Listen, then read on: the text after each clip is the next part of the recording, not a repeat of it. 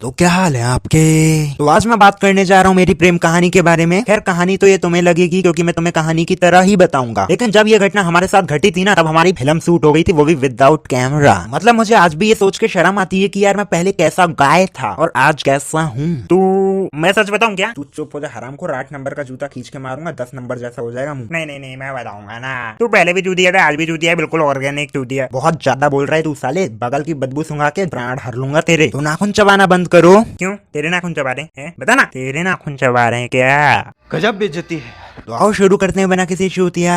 ये कहानी है उस जमाने की। ये कहानी बाबा आदम के जमाने की है क्या बे? हैं? सीधा पॉइंट पे आना बे। साले दीपक कलाल की पप्पी फेंक के मारूंगा, किसी को मुंह दिखाने के लायक नहीं रहेगा। और आवाज नीचे। तो ये कहानी है जब मैं कक्षा 11वीं में था और वहीं पर मुझे तुम्हारी औकात से बाहर वाली भाभी मिली थी, जिसे देख के हम क्लीन बोल्ड हो गए थे। और मुझे ये भी पता था कि वो मेरी औकात के बाहर की है, लेकिन हमें कैसे भी करके उससे बात करनी थी, हमें उसे इम्प्रेस करना था, मतलब करना था, क्योंकि हमारे सर पर तो सिर्फ एक ही भूत चढ़ा हुआ था, how to impress a girl. फिर चाहे वो कोई सा भी टॉपिक हो। हे, आप नाखून खाते हो? आपके होंठ इतने रसीले क्यों हैं? अच्छा आपका चप्पल का साइज क्या है? प्लीज मुझे बताओ ना, I want to gift you. हाँ तो एक बार क्या हुआ था, हमारी कोचिंग में ना टेस्ट पेपर थे। तब हमारी मेम साहब ने क्या किया था कि हर एक लड़के के साथ एक लड़की बैठा दी थी ताकि लड़के चीटिंग ना कर सके। लेकिन हमारी मेम साहब इस बात से अनजान थी कि ये सजा सिर्फ बचपन में ही अच्छी लगती है, जवानी में नहीं। लेकिन हमारे लिए तो ये साला जवानी में भी सजा ही निकली। तो वो भी बेंच पर अकेली बैठी थी और हम भी बेंच पे अकेले ही बैठे थे। तुम लोगों को बिल्कुल फिल्म वाली फीलिंग आ रही होगी कि साला चूतिया झूठ बोल रहा है, ऐसा कुछ नहीं हुआ होगा, लेकिन सच में ऐसा हुआ था दोस्त। बिल्कुल फिल्म वाली फीलिंग नहीं आ रही, तो जितना हो सके जल्दी से जल्दी निपटा दे हरामी।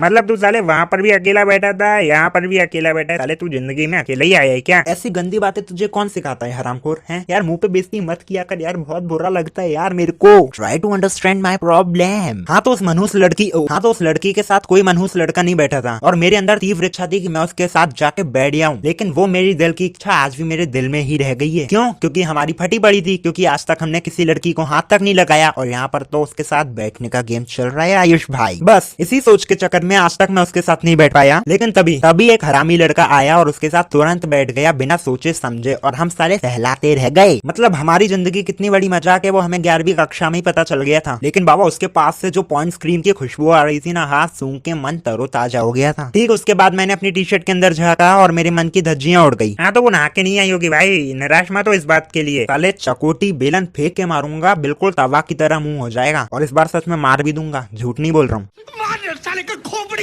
खोपड़ी तोड़ साले। हाँ तो उसके बाद क्या हुआ ना कि हम 2-3 लड़के और वो और उसकी दोस्त मिलके ऐसे ही कोचिंग के बाहर घूम रहे थे टाइम पास के लिए। तभी वहाँ पर मर्सिडीज और BMW कार खड़ी हुई थी। अच्छा देख रहे हो, मतलब मैं ऐसी एरिया की कोचिंग में चाहता था जहाँ पर BMW और मर्सिडीज जैसी कारें तो बस ऐसे ही खड़ी रहती थी। तो तभी मेरे दोस्त ने बोला मुझसे कि जा आयुष भाई, उस मर्सिडीज कार की टायर की हवा निकाल के तो आ। और तभी मेरी फट गई कि अगर उस कार के मालिक ने मुझे उसकी कार की हवा निकालते हुए देख लिया तो वो मर्सिडीज का लोगो मेरे पिछवाड़े में घुसेड़ देगा साले। लेकिन मैं मना भी नहीं कर सकता था क्योंकि वो सामने खड़ी थी। और वैसे भी तुम्हें पता होगा कि तुम्हारी क्रश अगर तुम्हारे सामने खड़ी है तो तुम बहुत बहादुर बन जाते हो, और ठीक मेरे साथ भी वही हुआ, मैं भी बहादुर बन गया था। हाँ लेकिन वो अपने बॉयफ्रेंड से फोन पे बात कर रही थी, वो बात अलग है। हाँ तो मैं धीरे धीरे जा रहा था उस कार के टायर की हवा निकालने के लिए, लेकिन तभी वो तेजी से आई और उसने कार की हवा निकाल के चले भी गई। और तभी मुझे रियलाइज हुआ कि आयुष भाई तुम्हारा कोई काम नहीं है और तुम कोई काम के नहीं हो, इसलिए निकल लो, क्योंकि एक कार के टायर की हवा निकालने में तुम्हारी हवा निकल गई और तुम उसे पटाने के सपने देख रहे हो चूतिए। लेकिन उसने हवा निकालते वक्त मेरे को देखकर स्माइल करी और तभी मुझे पता चल गया कि आयुष भाई तुम्हारा अभी तो काम शुरू हुआ है, अब तो तुम्हारा काम ही काम है। अब उसने सोचा होगा क्या झंड फकीर आदमी है, एक कार के टायर की हवा नहीं निकाल पाया।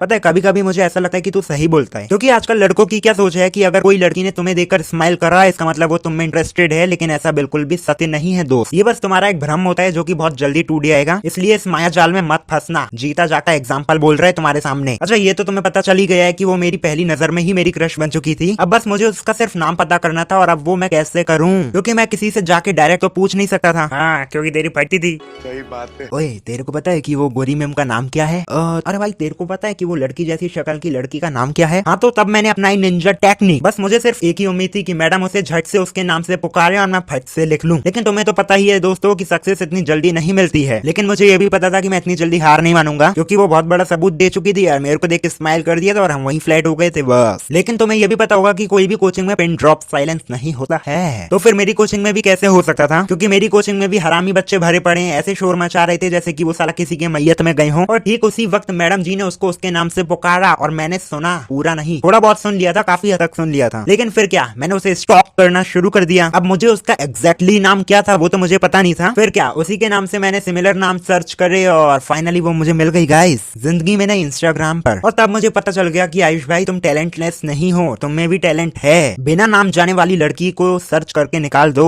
और तब मेरे अंदर दोबारा जीने की उम्मीद जागी। लेकिन फिर क्या, हमने उसे फॉलो रिक्वेस्ट भेजी जो कि एक्सेप्ट नहीं हुई थी। तो फिर क्या, दोबारा जीने की इच्छा मर गई हमारी। तुम क्यों नहीं मर गए ससुर? वीडियो खत्म होने दो फिर बताते हैं हम आपको। हाँ, मेरी रिक्वेस्ट लगभग 2 हफ्तों तक एक्सेप्ट नहीं की गई थी। फिर मैंने सोचा मैं अब अपनी प्रोफाइल फोटो सेट कर लेता हूँ। फिर क्या, तुझे इंस्टाग्राम ने ब्लॉक कर दिया होगा। सबकी शक्ल ना तेरी तरह नहीं होती है, ठीक है। लेकिन उससे पहले मैंने एक वॉलपेपर सेट किया था अपनी प्रोफाइल पर, वो भी गेंदे के फूल का। मजाक कर रहा हूँ, इतना बड़ा भी चूतिया नहीं था। हाँ, लेकिन मैंने एक वॉलपेपर सेट किया था, वो कोई फूल वूल का नहीं था, बस एक कॉमन सा वॉलपेपर था। लेकिन जैसे ही मैंने अपनी तस्वीर लगाई प्रोफाइल पर, भाई साहब, मतलब मैंने शाम को देखा कि मेरी रिक्वेस्ट एक्सेप्ट की गई है या नहीं। और फाइनली गाइस, रिक्वेस्ट एक्सेप्ट कर ली गई थी। मजा आ गया था। और फिर उसे इम्प्रेस करने का जो जोश चढ़ा मेरे अंदर अभी तक खत्म नहीं हुआ है, अभी भी ट्राई चल रहा है। मतलब मैं अपनी खुशी व्यक्त नहीं कर सकता। तो फिर ये वीडियो क्यों टाइम पास के लिए बनाई है? तू तो रुक हरामी, तेरी तो खाल उधेड़ूंगा साले। तो गाइस, ये थी मेरी जीवन संगिनी की जीवन शैली पार्ट 1। इसके आगे क्या हुआ, क्यों हुआ, कब हुआ, ये तो पूछो। अगर इसके आगे का जानना है तो कमेंट में कर दो पार्ट 2 के लिए, तो मैं बना दूंगा अगर टाइम मिला तो। वैसे टाइम ही टाइम है, पर एटीट्यूड के लिए बोलना पड़ता है। तो यार आज के लिए बस। अगर